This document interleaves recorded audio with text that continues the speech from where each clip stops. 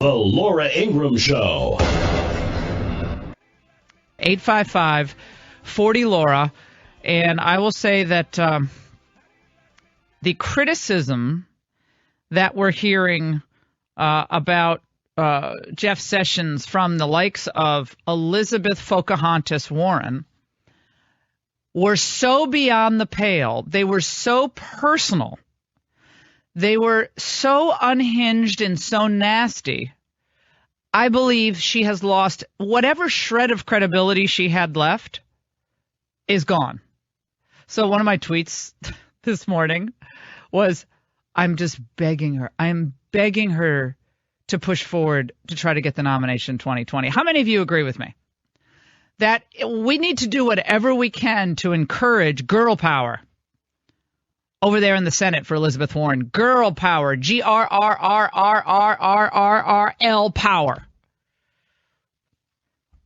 I mean, it's just that Jeff Sessions is not only a racist, he's a xenophobe, he's an Islamophobe and every other phobe that you can think of. That's what Jeff Sessions is, and that wasn't even something that Coretta Scott King wrote. I just came up with that all by myself. I'm going to tell everybody out there what a phony you are. Well, I think it's very ill-advised for anyone to think that they are going to come up here and testify before the Senate and not. And if you happen to be a Republican, you think I'm not going to call you a racist? Well, forget it. I don't have anything else to say once I get past the sexist, racist, misogynistic, xenophobic, protectionist, all those isms and ists and phobes. That's what you are. Excuse me. You're also a homophobe. I'm a dedicated public servant. I've never asked for anything, and I've never received anything. Okay, here's what I'm going to tell you all. Drew, you need to do this for people, because we got a lot of young people listening to the show, thank God. Okay, and a lot of kids on the Hill are listening because they email me. So a lot of you don't know what that is, and humor is really bad if you have to explain it. That means it's bad humor, but believe me, this is really good humor. And you don't know the cultural marker that I'm referring to. What you need to do, Drew, is you need to put a YouTube link to Laugh-In, the old show, Rowan and Martin's Laugh-In. All right. And Ruth Buzzy's character was just a little old lady with a purse and a hairnet. And she used to whack people over the head with this little old purse, and she was hilarious. I've seen a few of the clips. Okay. You've actually educated me on this. Okay, good. So we have this separated at birth. I want to let everyone know on Facebook and your website, lauringram.com, we do have the separated birth of Ruth Buzzy and Elizabeth Warren, so everyone can get a little bit of a kind of image of what you're talking about. So it's more of a vocal thing with Ruth Buzzy and Rowan and Martin's Laugh-In show. Okay, it's more of a vocal thing, and when you really hear the voices back to back, it's indecipherable. I mean, it really is. You can't tell who's speaking. So, but Ruth Buzzy, and by the way, she's still alive. She lives in a retirement home, I believe, in Arizona. We have to find her and see if she can come on the show. See if she would come on the show if she's able to or wants to. But it was one of the funniest sketches on Laugh-In. She was just so rude she was so rude and so on point with her commentary, but she was always known for whacking people over the head with her purse or her umbrella. I think she used to use an umbrella as well, but she would just smack people when they were saying stupid things. But it sounds like Elizabeth Warren. I'm known as the woman of 1,000 faces. Well, no, but you're talking about on looks. No, she doesn't look like Elizabeth Warren. Her appearance. What are you saying? That's Ruth Bader Ginsburg looks like Ruth Buzzy. Well, that's true. There's a little similarity there. Well, Ruth Bader Ginsburg does not wear a hairnet. Thank you very much. No, she doesn't wear a hairnet. She wears the robe, the judicial robe. You people are ridiculous. No, but back to humor. So Laugh-In was a variety show which featured actor after actress. Everyone from Goldie Hawn was in it, and he's going back. But I'm telling you, we don't have anything like that today because the characters in and of each character was brilliant and the writing was brilliant. Donald Trump is trying to chip away at the very foundation of our democracy. 855-40-LAURA. So getting back to Jeff Sessions and what he's going to be tackling, the immediate impact that he's going to have, immigration, enforcing immigration law as it's written today, voting rights. Well, he played a very important role in the Voting Rights Act in 2006. But he expressed reservations about Section 5, which seems to require perpetual oversight of election laws in southern states, 9 southern states, to protect minority voters. Now, that sounds like it's a fine idea until that in and of itself becomes a battering ram against Southerners and Southern legislators who are well within their right to organize their districts as they see fit, as long as they're not doing so for the purposes of diluting various minority groups' voting rights, which they shouldn't do, and which they are not doing. But what's happened is the Justice Department has used the Voting Rights Act to hit Southerners and to hit Southern legislators without any proof of racial discriminatory intent or animus. So that's what his concern is. Yeah, the Voting Rights Act is great, but don't use the Section 5 in a way that is contrary to the real meaning of the statute, and which unfairly tars and hinders and hampers legislators from doing what is in their purview to do, which is to organize their state's district in the ways that, not voting patterns, but geographical patterns, population, the way population shifts. I remember there was this case in North Carolina when I was clerking at the court. And this case, I got to go back and read the decision, but this case involved a legislative district that had been gerrymandered in a way that it looked like an amoeba. The district was like the letter L. It didn't make any sense how they had organized it. But it's being done oftentimes by Democrat legislators who wanted to organize the district and set it up in a way that I guess allowed for a majority-minority district. Now, does that really make sense? Shouldn't these districts just be organized as geographical districts? I mean, why are they being organized with race intent at all? Race shouldn't even come into play. It should be a colorblind way of doing districting. But anyway, so he's talked about that and addressed that.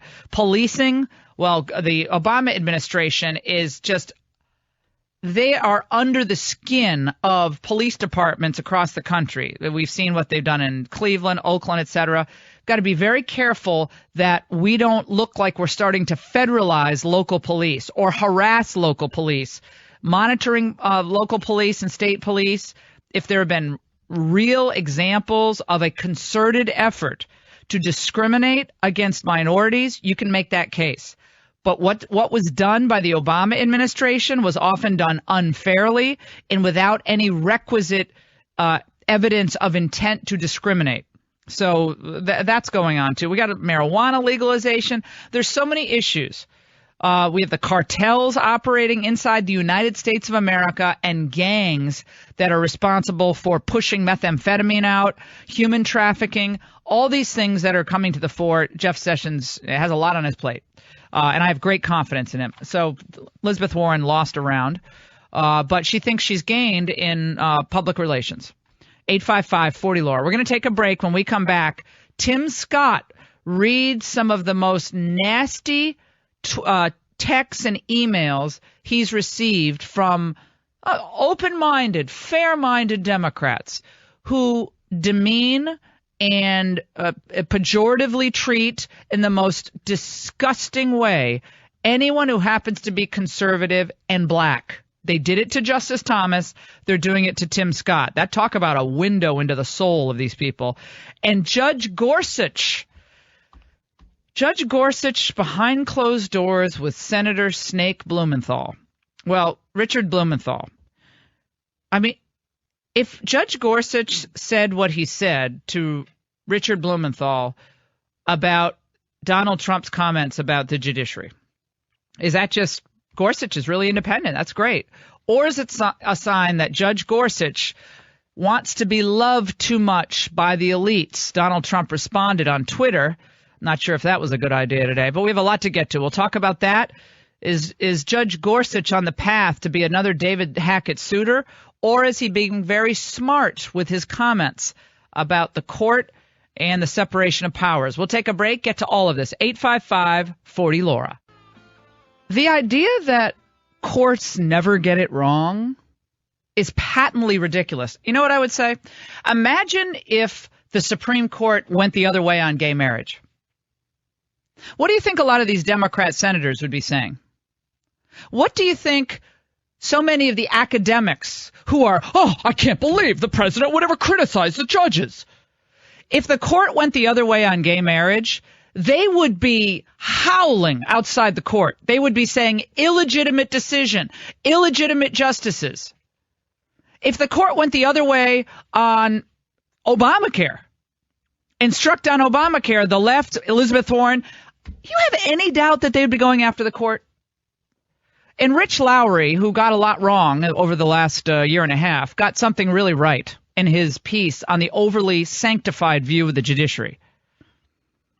It's a symptom of our distorted and overly sanctified view of the judiciary that a criticism of a judge with a lifetime appointment is greeted with such pearl clutching. It is entirely appropriate that the political branches have their own view of the law and the Constitution and robustly contest and even deny the legitimacy of court decisions that they consider erroneous. President Trump will have to go considerably further to come close to Andrew Jackson, supposedly saying of a Supreme Court decision protecting the Cherokee Indians in Georgia, quote, John Marshall has made his decision, now let him enforce it. Or to match the wars waged on uncongenial Supreme Court decisions by FDR and Abraham Lincoln. Remember, Lincoln suspended habeas corpus, okay? But he did it in a way that today you look back on, it's like, oh, thank God Lincoln suspended habeas. He defied the court. A court order. FDR defied the court. FDR was so enraged at the court striking down all these New Deal pieces of legislation that he packed the court until he had to stop. He was made to stop. So there's always been this tension among the different branches of government. And I'm not here saying that I would have sent out every tweet that Trump did. I wouldn't have. I wouldn't say exactly what Trump said yesterday. But I would also say we've had about enough of the sanctimonious reaction by the never-Trumpers in the Senate, and you know who you are, and those on the left who claim that they have this deification mentality when it comes to the courts. They didn't have that in other court cases. Certainly didn't have that in before Brown versus Board of Education. They didn't have that when we had the Dred Scott case. And now suddenly the courts are never wrong. Wow, if the courts are never wrong, you never have to turn over previous precedent. They certainly had to overturn a lot to get to gay marriage. Whole history of the court they had to turn around, and the history of Western civilization, but that was okay, you see. It's always a matter of whose ox is being gored. 855-40-LAURA, a lot to get to coming up.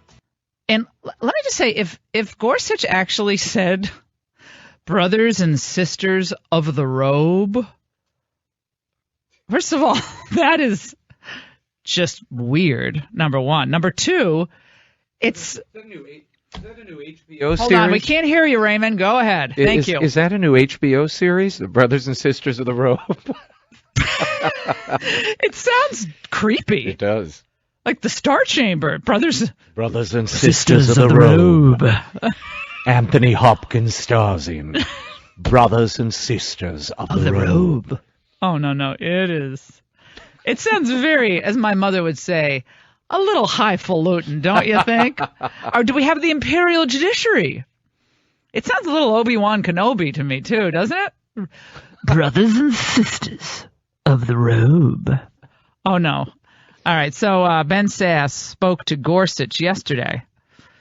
And Gorsuch, along with his visit to Senator Snake from Connecticut, Senator Snake said that Gorsuch had said that Trump comments about the judiciary were disheartening and disillusioning.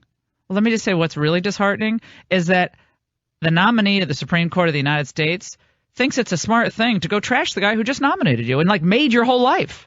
You just made your whole life, and you feel like, let me go to one of the most liberal senators and say something to him that he knows is going to repeat all over town because it's going to make him look good? Doesn't that make you concerned that Judge Gorsuch might be the kind of justice then who would want to please the editorial boards of the New York Times and the Washington Post when a hot-button issue comes up? That crossed my mind last night. Didn't make me happy to hear it at all. 855-40-LAURA. Joining us now, Ed Rollins, longtime Republican strategist, guru, soothsayer, national campaign director for Reagan Bush, 1984. He joins us now. Ed, good to talk to you. How are you? Good morning. I'm as astonished as you are. So. Oh, my goodness. First of all, I have it on good authority that someone in the White House counsel's office gave the green light for Neil Gorsuch to put distance between himself and Trump behind closed doors. What do you think about that advice that Gorsuch received yesterday? I think that advice is absurd, having worked in the White House in both the first and second term of Ronald Reagan, and having been on the judicial selection panel. The advice we give judicial candidates is go in and don't talk about any case that you might have to face. Don't talk about how you approach your thought process, whether you're a constitutionalist or what have you. But I think his comments were totally inappropriate about the president. I certainly would not have answered that question. I would have advised him not to answer that question. At the end of the day, this is a president, as you say, who made him. There were many choices he could have made. I thought he was a superb choice. I hope he still turns out to be a superb choice. But, the reality here is they have to understand the Democrats right now are the enemy of anything of Donald Trump. The fact that Judge Sessions, who's now the Attorney General, Senator Sessions, who served 24 years in the Senate, could only get one Democrat, a man of great integrity, a man who people got to watch every single day function for the last 24 years, and you could only get one Democrat, clearly shows us that the battle lines are drawn, and at the end of the day, it's probably time now to do the nuclear option and basically say thank you very much. A majority is going to rule for the foreseeable future here, and not screw around with things like the whole need for 60 votes. Do you think, Ed, that there is a possibility that this was orchestrated theater, that this was done by Gorsuch to get him Democrat support in his confirmation hearing, that people can now say, look how independent he is. Look, he's not a lackey of anyone. He's an independent jurist, and this is what we want. He's fair-minded. He agrees with us about Trump. Do you think that's possible? I hope not. I hope he's doing the courtesy calls that every judicial appointment has to make. I don't want to judge with a preconceived strategy. I don't want a PR strategy. I want a good jurist who basically reads the Constitution, understands the Constitution, and basically enforces the Constitution. And that's certainly what we're, I don't want any more Kennedys. I don't want any more John Roberts. I want someone who basically is like Judge Thomas or Judge Bork or Judge Alito. I talked to a appellate court judge last night on the phone, and this judge said to me it was confounding to him that a Supreme Court nominee would go to a Democrat who is any Democrat, but to as liberal as Blumenthal, and make this comment about Trump's. Well, clearly Trump is well within his right to say, look, things have gotten very political in the courts. I mean, how many conservative law professors or Federalist Society papers have we read on that? Like pretty much everyone who's in the conservative side thinks the court has gotten too judicially activist. So Trump's just merely saying it in a more of a New York way. He's not a lawyer. And so this judge said it's confounding and concerning. And he said, you want to know what's disheartening? That's disheartening, that this guy had this judgment to say what he did about Trump's comments. Well, I think obviously the president can say what he wants to say, can appoint who he wants to appoint. I have to say I was disappointed, and I think I was very pleased and been very supportive of Judge Gorsuch, and I'll continue to be so. But I hope this was just a slip of the tongue, and he moves forward and gets back on track here. Ed, let's speak about what I see as a slow walking of some of Trump's major initiatives on Capitol Hill, and the concern that if they don't get some big things done in these first 100 days or so, that he's going to lose whatever minuscule amount of political capital he had built up with his surprise win in November. People like Steve Forbes talked about this yesterday. They got to get tax reform done.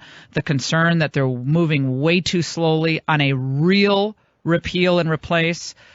Ditto with some of the significant issues we want done on immigration, but the tax reform and the issue, of course, on trade. That if they don't get real progress, legislative progress, that they're just going to be beaten up for 4 years.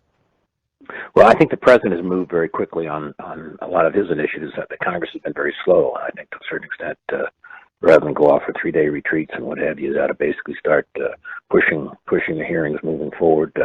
And again, as I said earlier, I think the Democrats now have a game strategy, which is basically be against everything. And Republicans ought to have the opposite strategy of being for just about everything. But what can't Trump pressure McConnell a little bit and say, hey, this has to be done. No more pussyfooting around. I want you to move forward on this tax reform. My guys are up there working with you. We want a date certain of when this legislation in both houses. You talk to Ryan, you talk to him and say, we want this legislation going, get the debate going, and let's get this thing done by date certain. I mean, if Trump doesn't drive this narrative in work on Capitol Hill to, impart the urgency of the situation, I think a lot of this stuff is going to be slow walked. I really do, because they don't want to own the Obamacare repeal, et cetera, et cetera. They're worried about how that's going to play out. Well, the critical thing here is to get the economy moving forward, we need tax reform, and we may not need a comprehensive bill, but we certainly need to have some progress on lowering the business tax. No one knows more about taxes than Camp, and obviously Ryan. I mean, Camp's no longer in Congress, but for 4 years when he was chairman of Ways and Means Committee, he held every kind of hearing there was in the world with thousands of visitors and guests to help write a bill. Ryan picked that up and obviously left to go be speaker. They know what they need to do, and they ought to basically get that bill written and done very quickly and quit being esoteric about it. Equally as important, if they didn't have a plan on Obamacare after talking about it for 7 years, repealing it, it's ridiculous. I mean, you've got to get something moving forward here, give people some hope, create some energy out there in the base, because we're really down to the base supporting this president.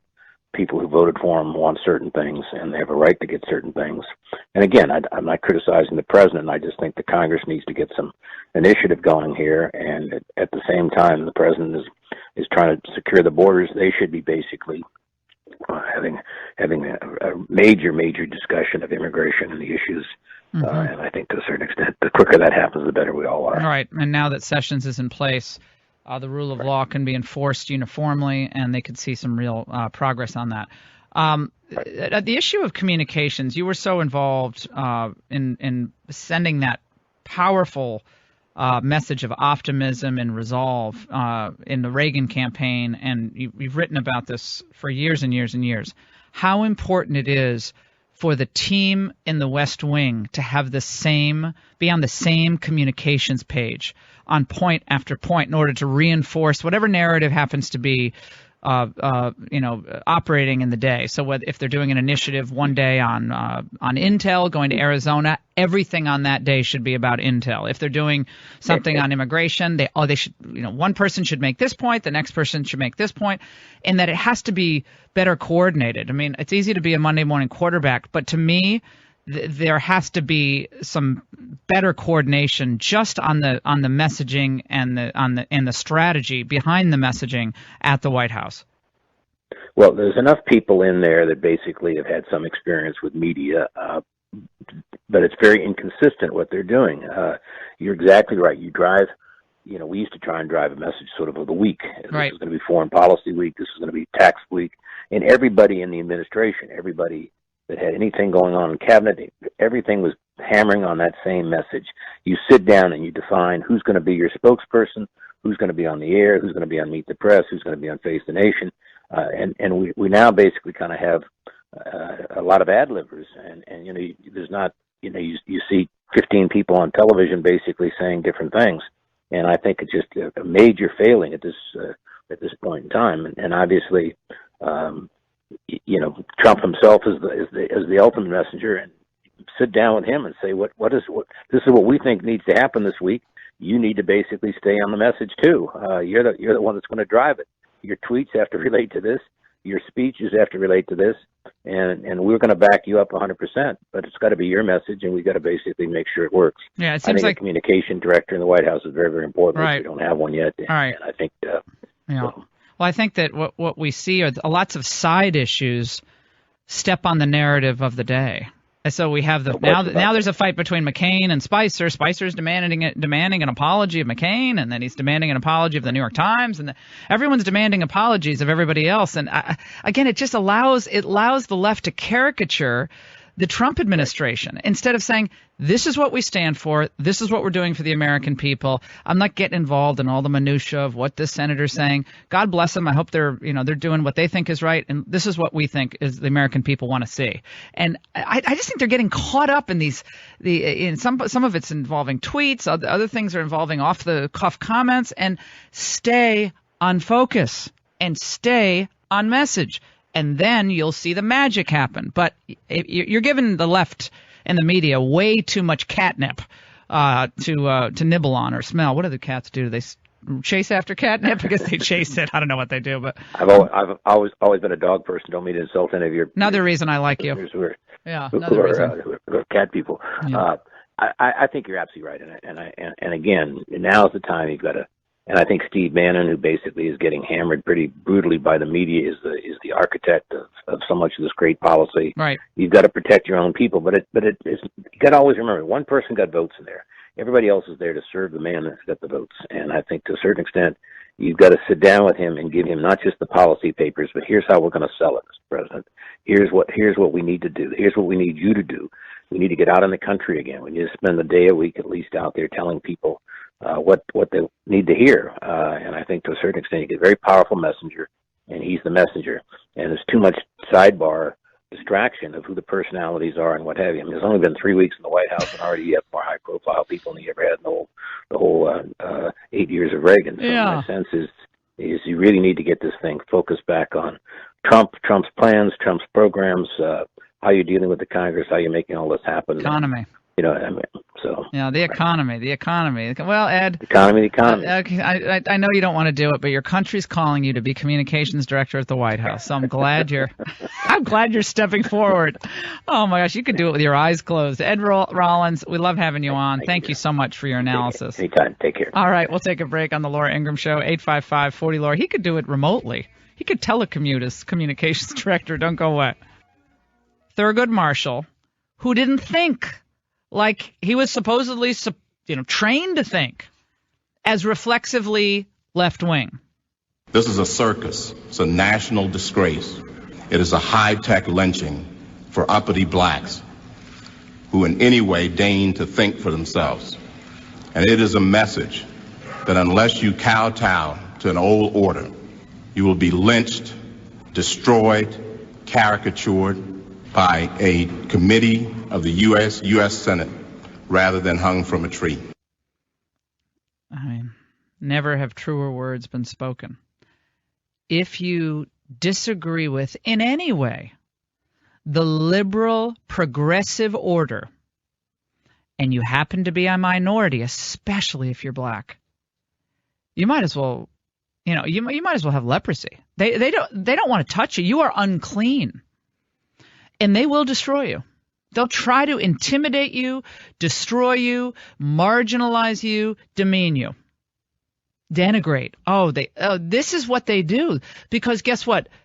Tim Scott or Justice Thomas, they hold up a mirror to the truly intolerant among us, which are left-wing progressives, the most intolerant people on the face of the earth. They fear conservatives more than they fear ISIS. They fear independent thinkers more than they fear ISIS. Independent thinkers in their own party. Look at what they're doing to Joe Manchin. Have you seen the stuff they've been writing on social media about Joe Manchin? Oh, my gosh, he voted for the Sessions confirmation, the only Democrat to do so. Senator Manchin from West Virginia. And so they've been oh my gosh, that Sally Cohn, the gal who goes on from I think she's CNN, She just appears on CNN. She said, I have half a mind to pile my family in my car and move to West Virginia and work to defeat Joe Manchin in his next election. Oh, go ahead, Sally. Move to West Virginia. I mean, that's fine. I don't think Joe Manchin's really worried about that. But you see what I'm saying. You cannot break the order on the left. That's why any Democrat who's pro-life is so dangerous, as Democrats used to be. That's why they're not allowed to speak at Democrat events. They're not welcome to Democrat events. They're not welcomed at the left-wing marches because they deign to think for themselves. Remember what Jennifer Holliday said after she decided she wasn't going to perform at the inauguration, after initially saying she would.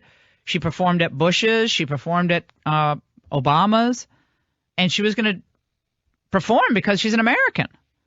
In what they said about her and what they did to her.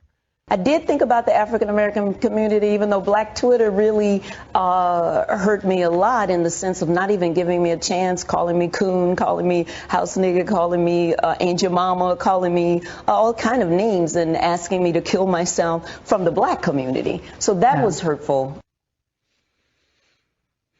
Where will she go to get validation for, her view that as Americans we should support the president and hope he does well, and we can disagree with him and sometimes even vehemently, but for ceremonial purposes, the idea that it's some bad thing for a Black person to perform, it's just that's why so many people, including Tom Sowell and Walter Williams at different points in time, have written about what it's like to be on the Black plantation,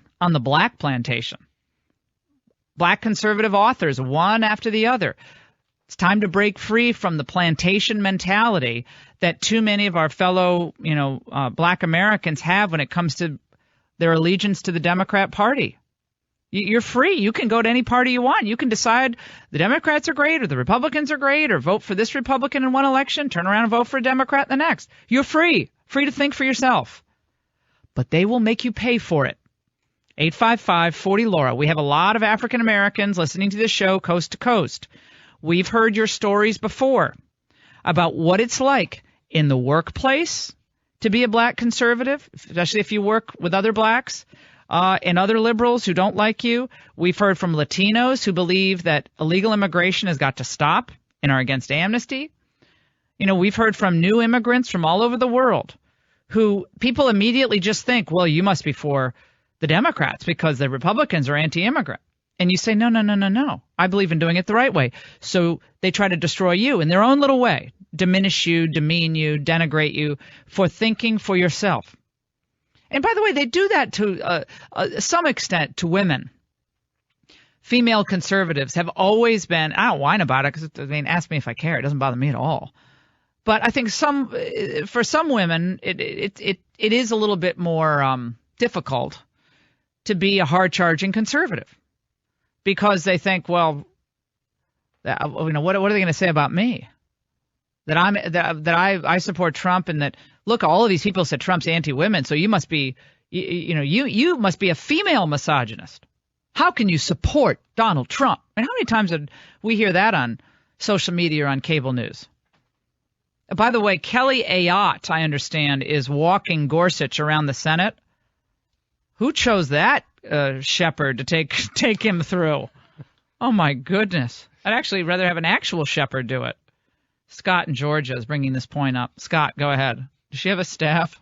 Hey, Laura, I got one main point and two other statements. Yeah. I was calling in regards to Kelly Ayotte. She's in the room with Gorsuch and Blumenthal. It's essentially two Democrats along with the new Supreme Court nominee. And I just, when I heard that this morning watching the news getting ready for work, I was like, who in the heck decided that? Why don't we just get the leader of the pack, McCain, to do it? Because he'll definitely sabotage. They should have Bill Kristol take her around. Like one of these real never-Trumpers. It's a craziness. Anyone who advised Neil Gorsuch to put daylight between himself and Trump should be fired from the White House. Whoever advised him, whether it was in the White House Council or somewhere, should be gone. Because you just don't know strategy. You might be a nice person. You might even be on Trump's ideological plane. But if you actually thought this was a good idea, you need to go into a different line of work. because you don't know strategy at all. Neil Gorsuch should have said the following. I don't comment on political issues because I might, if I'm confirmed, I might have to hear this Ninth Circuit appeal. I might have to hear this case. And I don't want to be in a position where people are questioning my objectivity. So I think it's not appropriate for a judge to comment on what the political classes are saying. So that would have shut that down real fast. And also it looks independent. Looks like he's being an independent guy who believes in the separation of powers. Because nobody's perfect. The executive branch isn't perfect. They screw up. The courts can screw up, and God knows Congress screws up. Nobody's perfect, so we have checks and balances. People get, they get hot under the collar. They say things. Maybe they'll even tweet things. But we have 3 branches of government, and I'm not going to, as a judge, I might sit in judgment of this case, and I'm not going to comment on things that are said about the case or the dispensation of the case. I think there could be grounds for recusing him from this future consideration if he's going around to senators and saying he has a problem with this. 855-40-LAURA. He's not commenting on the underlying merits of the case, but you can see it just has the appearance of commenting on it. It's not good. So I don't know what kids are telling him, yeah, you go out there and you put daylight between you and Trump, and that's going to be a good strategy. Oh, God, help us. Let's go to Jim on line 3 in my home state of Connecticut. And Jim is doing some math about illegal immigration in my home state of Connecticut. I don't know where you're getting the numbers, Jim, but go ahead. Yeah. Well, yeah, good morning, Laura. Love the show. You're a great person. Thank you. I took, they're bragging that we've got 128,000 in the sanctuary cities here in Connecticut. So I'm trying to do the math on this, and it went past the capacity of my calculator. And what I'm looking at is if it's $1 each, it's 128,000. If it's $10, it's $1,280,000. If it's 100, I'm coming up with 12,800,000. 1,000 would be 128 million, and it looks like at 10,000 it would be $1,280,000,000, and that's what they say our deficit is going to be, is 1.3 billion. I mean, is this amazing or what? Well, it's a huge drain on the public budgets across this country. It's a huge drain on the schools. I can't tell you how many people, when I travel, come up to me whose kids go to public schools, and the stories that I hear about the disorder in the classroom, because of all the languages being spoken in the classroom. It's in places where you didn't think this would happen. Now, I'm not talking about San Bernardino, California. I'm talking about Oklahoma City. I'm talking about Omaha, North Dakota. Yeah. Well, what does that cost? Can you really put a dollar amount on what an overcrowded classroom costs a child, or what a teacher pulled in 4 or 5 different directions because of language and cultural barriers? Can you put a dollar amount on that? I think that's pretty hard to do. Let's go Craig in Georgia, line 4. Craig. Hey, look, Laura, good to talk with you. And the reason I'm calling is the fact that we've been talking. Well, they're really the demo-Nazis and the Hollywood hypocrites. And the problem you have is you can't even have a dialogue with these people, because that's what the word dialogue means. It means to talk through an issue.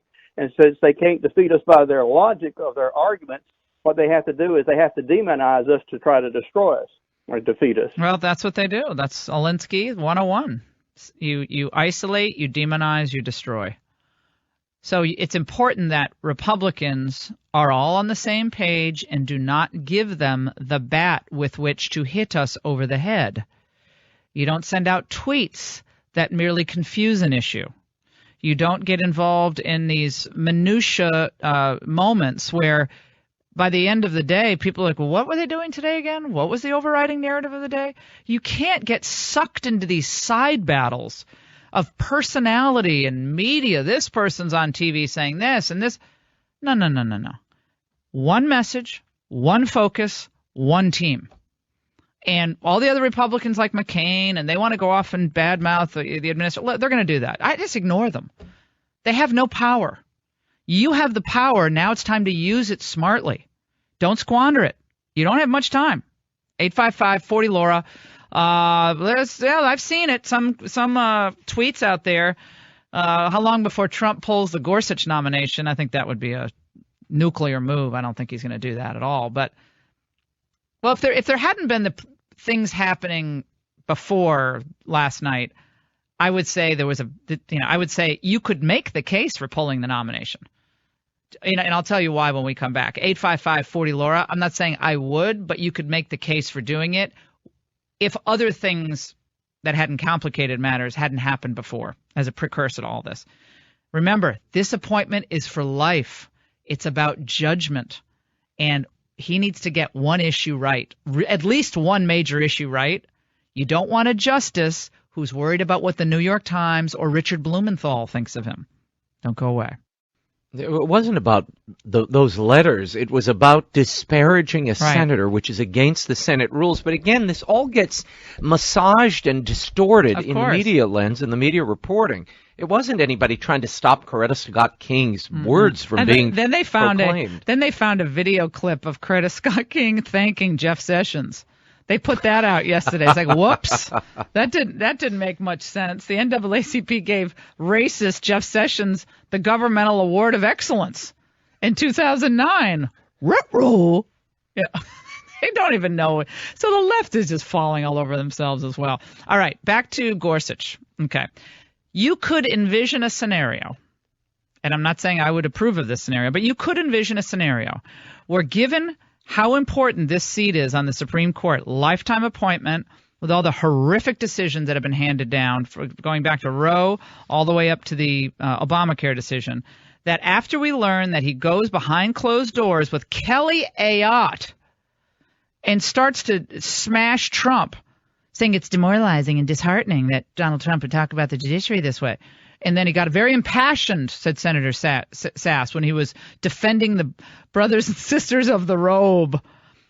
And that judgment just makes me worry that he is going to fret about what the New York Times is going to write in an editorial if he's part of a block of justices that votes to overturn Roe versus Wade. Is he too worried about what the elites think of him? See, because my type of justice would be the type of nominee who goes in there and says, I'm not talking about politics, Senator. That's not my role.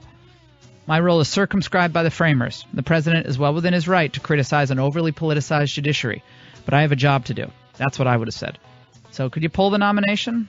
Probably not wise to do so, but you could make an argument. Try a different robe on. That'll be your activity today. Goodbye. Yeah, first of all, there again, we always talk about the arguments you could make. You could make an argument that when one district court judge in Seattle comes down and says, no, the immigration order that the president signed is now invalid, at least temporarily, for the whole country. One judge, and it was Seattle, comes down and rules that last week.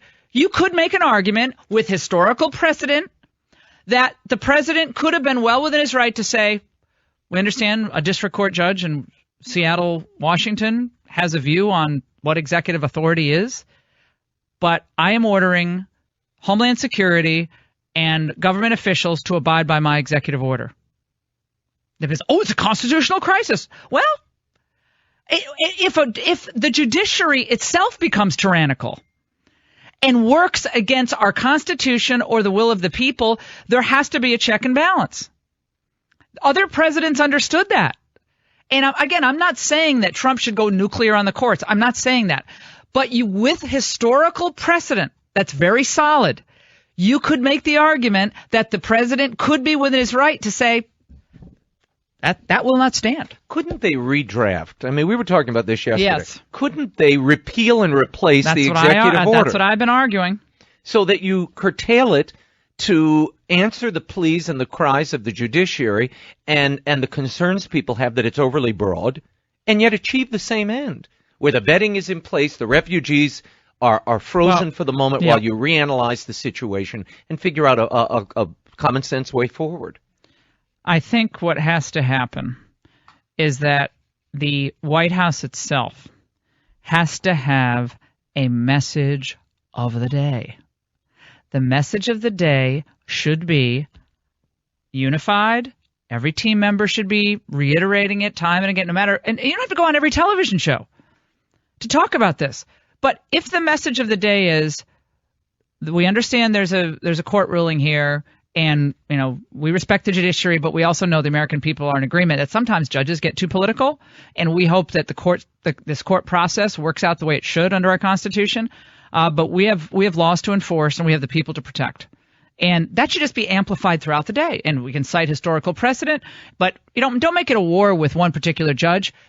Make it a war to educate the public and to send out a positive message of why it's important for the executive to have this authority.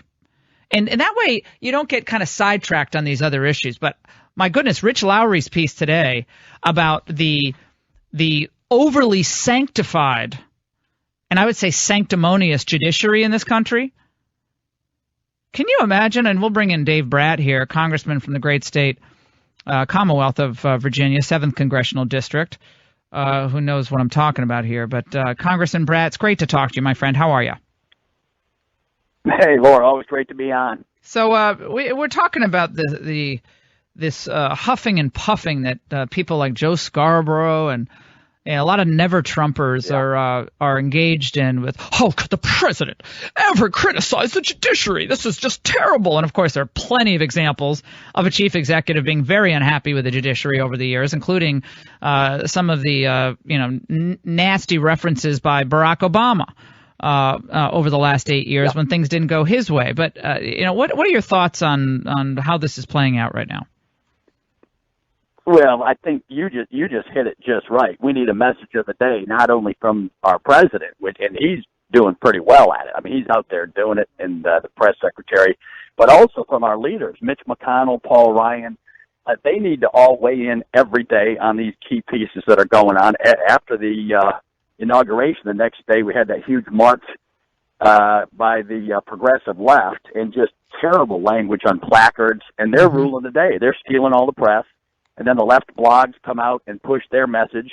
And then the mainstream media picks up the leftist blogs and just the horrific language from these activists. And it's fake news. And then our side doesn't push back. Republicans are kind of used to playing by the, rules and following the rule of law and that punching kind of thing. Bags. Right, we're punching bags. And so we need to get aggressive. And we just won. So it's not theory time. It's time to take action.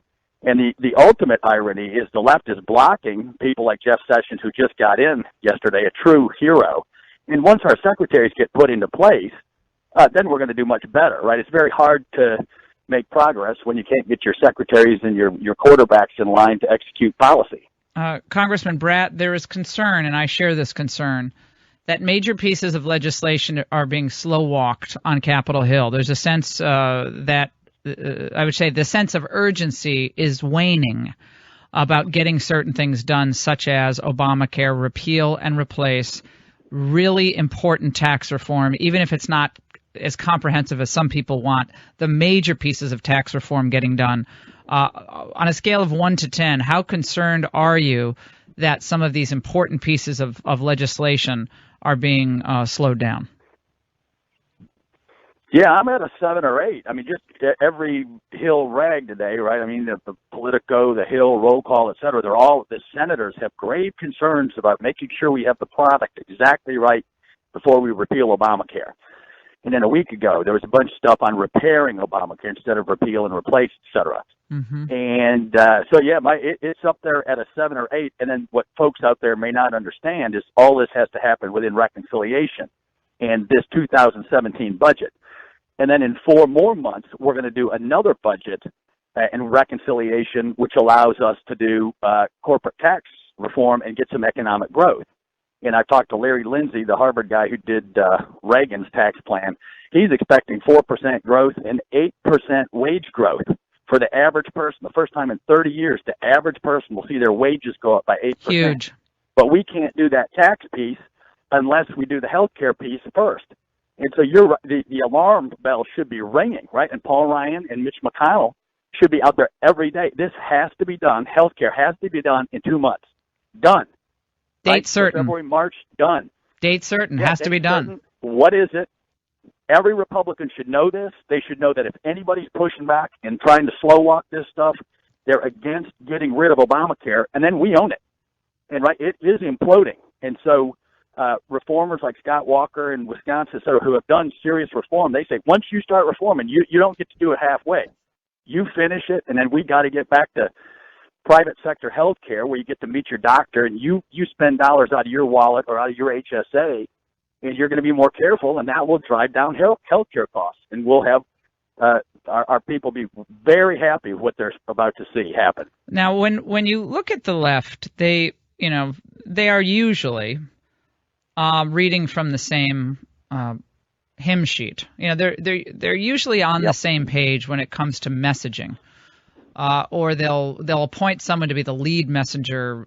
So it was Elizabeth Warren was going to say all the racially charged things about, or at least most of them about Sessions, and she would carry the football for the day, and then they'll move on to someone else. But it seems like we have lots of people off the reservation. This is not a new thing for the Republican Party. But yesterday we had John McCain criticizing the Yemen raid, basically saying it was unsuccessful, which then led to a back and forth with Sean Spicer about the Yemen raid. And of course, John McCain is endearing himself to the New York Times, endearing himself to liberal editorial writers who can't stand Trump, but nevertheless kind of mucking up the narrative for the Trump administration on something that it seems like it was dangerous, but it seems like they got an enormous amount of information in that raid, and they killed 14 top Al-Qaeda operatives. But so what's McCain doing? What role is he playing? Well, I think Trump has it right on McCain and Lindsey Graham and some of the other slow walkers. Talk, no action, right? So you've had 8 years. You're in powerful positions. You're chairman of key committees. And what happened to foreign policy over the last 8 years? Disaster, right? And so they've just been giving Trump a hard time on the Russia policy, China, Taiwan, one China, everything, right? And it's a little curious, right, that the most poison, it's in-house toxic, language, it's always by people who competed against him or ran for president in the past. So there's ego involved, and Trump is just a key figure at this time, and he's going to force us, right? That the good news is when you're talking about slow walking, et cetera, as soon as Price gets in with this Friday morning, right, then Trump said, I'm going to start tweeting on health care, and I think he'll get his motivational skills are very good. And once he lights a little fire under Congress and the Senate, I think we're going to get moving. And he's going to show you who the slow walkers are. Good. Well, I think that's critical. That's critical. If Mitch McConnell is a wily old dog, okay, he's a wily guy. And if he doesn't want Obamacare to be decided this year and to be repealed and replaced, it won't happen. So it's incumbent upon Trump's team to get up there on Capitol Hill and say, this is what I campaigned on, this is what you're doing, and you offer your input and you give us your piece of legislation, would love to work with you on it, but this is happening. This can't be pussyfooting around Mitch McConnell because he's been the old lion of the Senate for so long. This is a mandate from the American people, and I want it done. I hope Trump's team is doing that. I have confidence that they will do that, and I hope they are. Oh, I think they will. And people need to realize it's not just health care, right? Health care costs are the main drivers of Medicare, Social Security, veterans programs, Medicaid, everything. They're all bankrupt. And your kids will not get any of those programs. They're all insolvent, Medicare, Social Security in 2034. And in 50 years, your kids won't get anything. Mm-hmm. And so this isn't some theoretical little experiment. This is the lives of your kids are at stake.